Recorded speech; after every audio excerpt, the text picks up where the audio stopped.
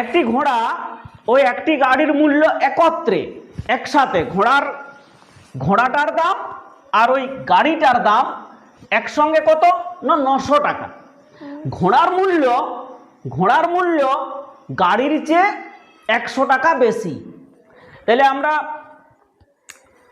গাড়িটার মূল্য ধরি, গাড়ির মূল্য ক টাকা বা গাড়ির মূল্য এ টাকা। হ্যাঁ, এ টাকা। গাড়ির মূল্য যদি এ টাকা হয়, ঘোড়ার মূল্য কত না ঘোড়ার মূল্য তার থেকে কত বেশি 100 টাকা। তাহলে ঘোড়ার মূল্য হচ্ছে এ যোগ 100 টাকা।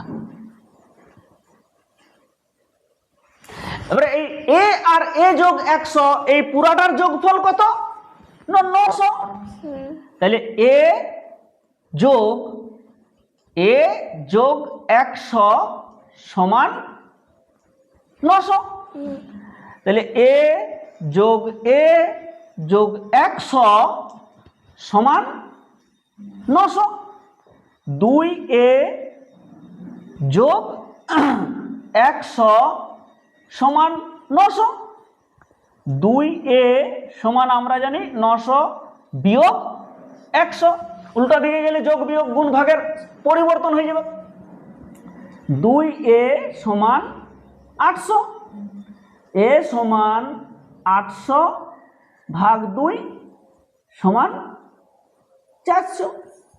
a সমান 400 টাকা। তাহলে এ কাকে ধরেছিলাম না গাড়ির মূল্য। তাহলে এখানে গাড়ির মূল্য কত? এখানে গাড়ির মূল্য 400 টাকা। আর ঘোড়ার মূল্য কত না এর সাথে 100 বেশি। তাহলে 400 যোগ 100 সমান হচ্ছে 500 টাকা। ঠিক এরকম একসাথে থাকলে আমরা এইভাবে আলাদা আলাদা করব।